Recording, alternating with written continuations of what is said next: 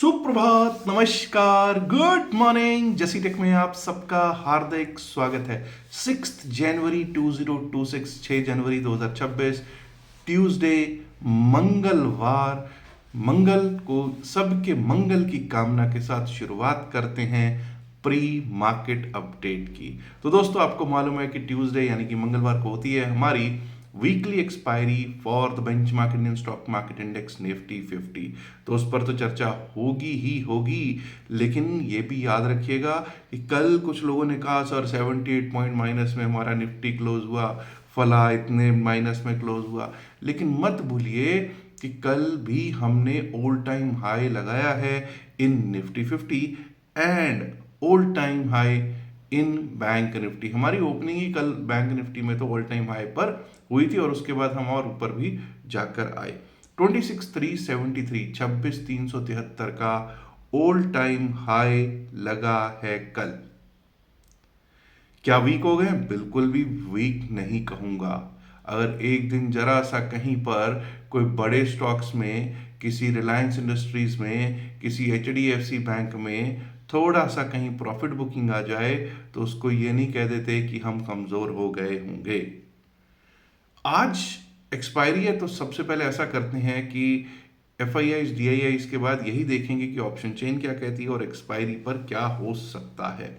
लेकिन सबसे पहले तो देखेंगे कि एफ आई आईज और डी आई आईज क्या करके गए हैं, उनका ट्रेडिंग एक्टिविटी डेटा क्या कहता है। कल एफ आई आईज 36 करोड़ के नेट सेल में बैठे हैं, 36.25 करोड़ के नेट सेल में। इस डेटा को कोई खास तवज्जो क्या ही कोई देगा एफ आई आईज के, क्योंकि कल कोई बहुत बड़े इन्होंने नेट वैल्यू में -36.25 करोड़ से कोई बहुत बड़ा मैटर नहीं करता। और डी आई आईज 1,764 के नेट बाय में बैठे हुए दिखाई दे रहे हैं। अब दोस्तों, इंपॉर्टेंट क्या रहता है? डेरिवेटिव्स का स्टैटिस्टिक्स बहुत इंपॉर्टेंट रहता है। एफ आई आईज का डेरिवेटिव्स का स्टैटिस्टिक्स अगर आप देखते हैं तो हम देखते हैं कि बैंक निफ्टी के फ्यूचर्स को एफ आई आईज यानी विदेशी संस्थागत निवेशक बाय करके गए हैं। फिन निफ्टी के फ्यूचर्स को भी इन्होंने बाय ही किया है। दोस्तों, निफ्टी 50 के फ्यूचर्स को भी ये बाय ही करके गए हैं। हाँ, केवल मिड कैप निफ्टी के फ्यूचर्स ऐसे हैं जहां पे ये कुछ बेच के गए हैं, सेल करके गए दिखाई पड़ते हैं। अब जरा बात कर लेते हैं कि क्या कहती है ऑप्शन चेन। कल हमारी क्लोजिंग हुई है 26,250.30, 26,250.30 पर, मोटा मोटा 26,250 मान लेते हैं। अब सबसे पहले तो हम स्ट्रैडल देखेंगे। Straddle in the money, at the money is 26,250। Straddle क्या कहता है? अगर स्ट्रैडल की बात करें तो 26,250 की कॉल जो थी एंड टाइम पे वो आ रही थी 34 रुपीज, 34 रुपए की कॉल बिकी है और 58 रुपए 58.60 का आपका पुट सेल हुआ है। तो जो स्ट्रैडल बेच के गए होंगे उनके पास मोटा मोटा 92-93 रुपीज के करीब, 58 प्लस जी, उनके पास 92 रुपए के करीब प्रीमियम बेचा है उन्होंने, 92 रुपीज। तो 92 रुपए का प्रीमियम कोई बहुत बड़ा वो नहीं है। और आपको पता है इंडिया विक्स भी बहुत ही आराम से चल रहा है। वो कह रहा है कि नहीं, मैं भी हिलने को तैयार नहीं हूं। अब इंडिया विक्स अगर आज हिलता है तो मजा आ जाए, लेकिन 92-93 रुपीज का प्रीमियम ओवरनाइट जो सेल करके भी गया होगा वो भी डर रहा होगा कि कहीं कोई बड़ा गैप अप हो जाए, कहीं कोई बड़ा गैप डाउन हो जाए तो भाई उसके लिए दिक्कत हो सकती है। तो सेल करने वाला भी डर रहा है और बायर्स, ऑप्शन बायर्स की तो मत ही पूछिए कि क्या हालात हैं। तो बस अब यहाँ पर एक ही चीज है कि अगर कोई शॉर्ट कवरिंग मूव आ जाए या लॉन्ग अनवाइंडिंग मूव आए। अब वो short covering long unwinding move कहाँ से आ सकती है? पहली बात तो ये याद रखिएगा 92 पॉइंट्स हैं, मतलब ऊपर के 92 नीचे के 92, तब तक घबराएंगे नहीं। सो सीधा सीधा हम ये ले लेते हैं कि जरा देख लेते हैं कि ऑप्शन चेन में कॉल राइटर और पुट राइटर की भी क्या स्थितियां हैं। देखिए, पुट राइटिंग अभी भी अच्छी खासी है। कई लोगों ने, कल इवन मैंने भी आप लोगों को जो वीडियो दिया है तब भी मैंने आपको बताया कि पुट राइटर्स अनवाइंड कर रहे हैं, बिल्कुल कर रहे हैं। 26,300 से अनवाइंड किए हैं, 26,250, 26,300, 26,250, 26,200 से भी अनवाइंड किए हैं, लेकिन फिर भी चेंज इन ओआई भला ही माइनस हुआ, अनवाइंडिंग हुई हो, लेकिन ओआई बहुत स्ट्रांग है अभी भी उनको भरोसा है कि हम ऊपर ही बंद होंगे, उनका भरोसा जो अभी भी है। लेकिन खैर, ये तो आपको पता है कि रंग बदलती दुनिया में क्या तेरा है क्या मेरा है होता है। जिस दिन एक्सपायरी होती है तो पल पल में ये डेटा बदलता रहता है, इसलिए हम कहते हैं कि जिस दिन निफ्टी 50 की एक्सपायरी हो उस दिन ऑप्शन चेन पे हर 2-3 मिनट बाद रिफ्रेश करके फोकस करते रहना चाहिए। तो भाई 26,300 से पहले अपसाइड नहीं सोच रहे, 26,200 से नीचे ही हम डाउन साइड सोचेंगे। बिटवीन 26,200 टू 26,300 कम से कम मेरे लिए तो एक तरह का सिचुएशन ऐसी है कि ये सिचुएशन मेरे लिए नो ट्रेड जोन जैसी ही होगी। हाँ, अगर कोई बहुत बड़ा गैप अप हो जाए तो वो एक अलग बात है, खैर उस पर भी बात करेंगे। लेकिन अभी की स्थितियां ये हैं कि अगर 26,300 के ऊपर हम चलना स्टार्ट करते हैं तभी हम अपसाइड के बारे में सोचेंगे, और 26,200 के नीचे डाउन साइड। अगर डाउन साइड के पहले लेवल्स ले लेते हैं, क्योंकि कई लोगों को आदत होती है नहीं साहब डाउन साइड के लेवल्स पहले दो, तो 26,200 अगर टूटता है मैंने कहा, तभी डाउन साइड के बारे में सोचेंगे। 26,165, 26,165, 26,165 भी टूटा तो 26,140, 26,140 और उसके नीचे 26,100, 110, 114, 26,114 तक के लेवल्स दिख सकते हैं। अब यहाँ इतना याद रखिएगा दोस्तों कि जब आप बात कर रहे हो 26,200 टूटने पर ही डाउन साइड, तो यानी ये समझ जाइएगा कि 26,200 पे पुट राइटिंग अच्छी स्ट्रांग बैठी हुई है, और मार्केट में अभी भी हम डेमा के ऊपर भी 9 डेमा, 20 डेमा, 50 सब के ऊपर बैठे हुए हैं। Any dip is an opportunity. अब अपसाइड पे बात करते हैं। अगर बहुत बड़ा कोई गैप अप हो जाए तो उस गैप अप को चेज नहीं करूंगा, कम से कम मैं I will not chase that gap up.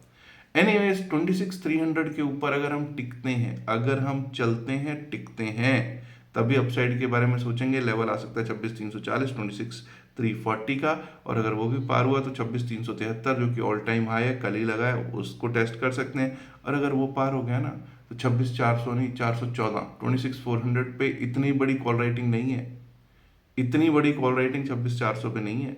26,414, 26,450, 26,450, और क्यों ना हो अगर आज ही 26,500 आ जाए तो आनंद आ जाए। 26,450, 26,500 तक के लेवल्स भी अगर कोई शॉर्ट कवरिंग मूव आता है तो आ सकता है।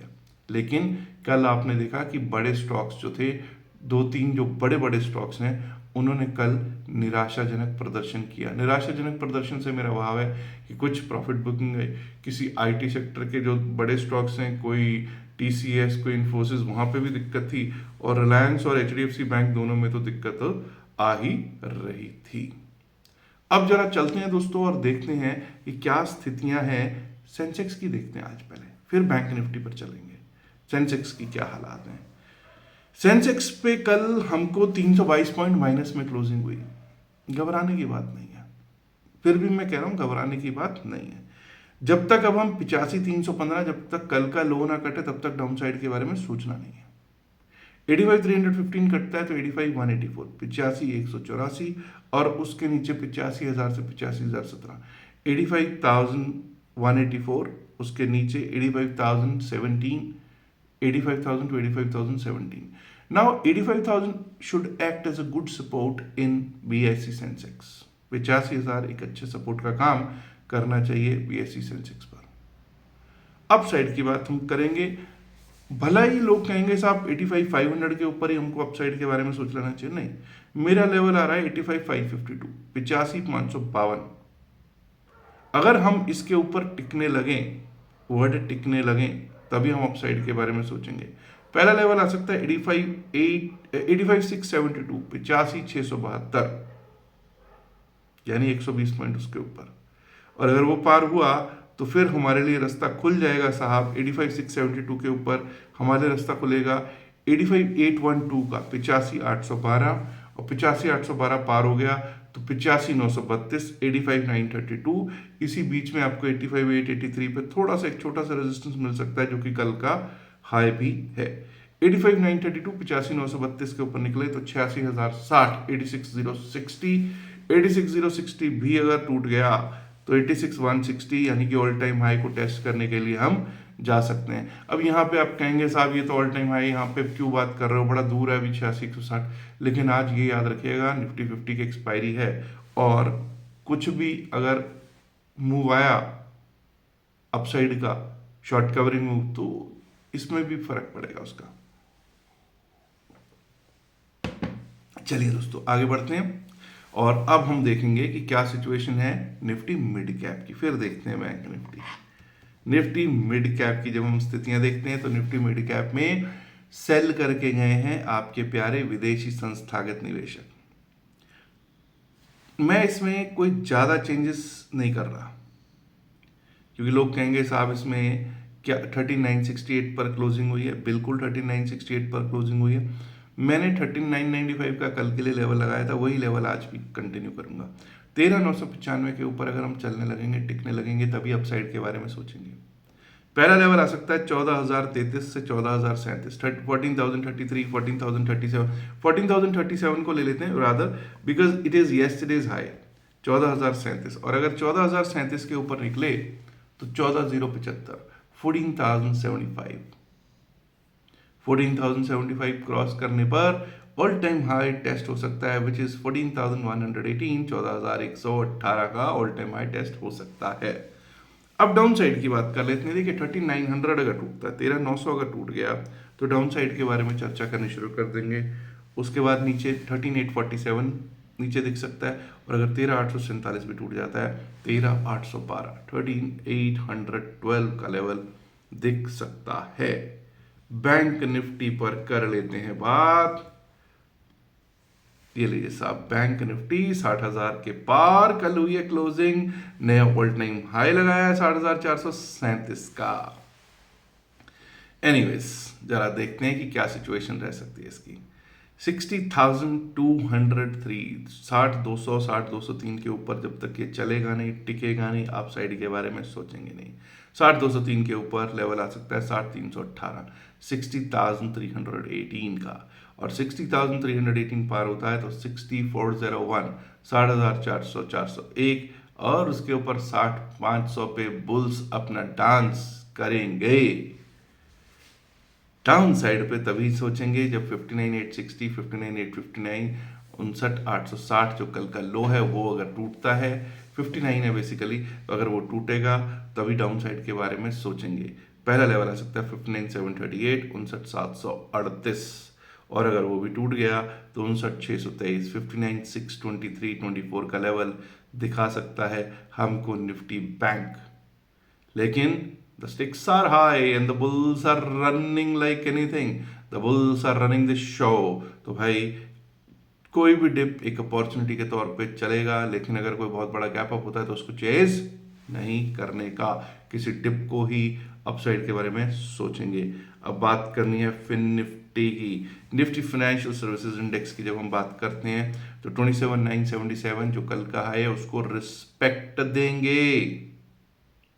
We should give respect to that, but हमको अपसाइड के बारे में 27,912 के बारे में के ऊपर ही सोच लेना है। 27,912 के ऊपर निकले तो 27,977 को हम रिस्पेक्ट देंगे because that is yesterday's high, वो कल का हाई है। 27,977 के ऊपर निकले तो 28,017, 28,017 का लेवल दिख सकता है और अगर वो भी पार हो गया तो 28,063, 28,063, 28,064 का लेवल दिख सकता है। अगर डाउन साइड की बात करें तो 27,800 अगर टूटता है, 27,799 टूटता है, अगर 27,800 टूटा तो वहां से नीचे का स्टार्ट हो जाएगा जो कि हमको लेके जा सकता है 27,768, 27,768 की ओर। और अगर 27,768 भी टूट गया 27,690, 27,690 and below that we might be able to see 27,650 coming on the chart for Nifty Financial Services Index. अब दोस्तों ये तो बात हुई bank Nifty, Nifty, fin Nifty, mid cap और सेंसेक्स की और एफआईआईज और डीआईआईज के डेटा की। बस और 3-4 दिन में इम्पॉर्टेंट रिजल्ट्स, वैसे तो क्वार्टरली रिजल्ट्स शुरू हो चुके हैं, लेकिन आपको जो हमारी बड़ी कंपनीज के रिजल्ट्स आने शुरू हो जाएंगे। मुझे लग रहा है एवेन्यू सुपरमार्ट्स वगैरह से शुरू होंगे, शायद 10 तारीख को, 9 या 10 तारीख को उसके रिजल्ट्स आने हैं। तो बड़ा फोकस्ड रहिएगा, सोच समझ के काम कीजिएगा, क्योंकि अब रिजल्ट्स का सीजन भी आ रहा है। अच्छा, इसके साथ साथ मैं आपको ये बता देना चाहता हूँ कि 15 जनवरी 15 जनवरी रात्रि में 9 बजे से 10 बजे तक हमारे 3 दिन का बैच स्टार्ट हो रहा है। अगर आपने उसमें रजिस्टर नहीं किया, उसमें रजिस्ट्रेशन बिल्कुल फ्री है। सिर्फ एक ही चीज़ है कि आपको हमारे लिंक से, जो डिस्क्रिप्शन में दिया गया है, पिन मैसेज जो वीडियो में दिया गया लिंक है, उससे आपको अकाउंट खुलवाना है, और फर्स्ट ट्रेड करने के बाद स्क्रीनशॉट हमारी टीम को भेजना है। नंबर आपको description pin message of the video में ही मिल जाएगा। तो आप अपना अकाउंट खुलवाइएगा, पहला ट्रेड कीजिएगा, और उसके बाद आपको भी लिंक मिल जाएगा 3 डेज बैच का, जो कि क्रिप्टो करेंसी पर किया जा रहा है। इसके कोई चार्जेस नहीं है, बिल्कुल टोटली फ्री ऑफ कॉस्ट है। याद रखिएगा, जो भी बातचीत इस वीडियो में की गई है सिर्फ और सिर्फ एकेडमिक पर्पसेस से की गई है। इसका बाय सेल की सलाह से कोई लेना देना नहीं है। यहाँ ये डिस्क्लेमर देना जरूरी है, क्योंकि हम लोग सेबी रजिस्टर्ड नहीं हैं। Last but not the least, आप लोगों से इल्तिजा है, गुजारिश है, रिक्वेस्ट है कि इस वीडियो को लाइक कीजिएगा, शेयर कीजिएगा इस वीडियो को अपने दोस्तों के साथ ज़्यादा से ज़्यादा संख्या में। एंड माय डियर फ्रेंड्स, अगर आपने अभी तक जसीटेक चैनल को सब्सक्राइब नहीं किया है तो दोस्तों सब्सक्राइब करना तो बनता है ना। शुक्रिया, नमस्कार, धन्यवाद, good luck for the day, bye bye.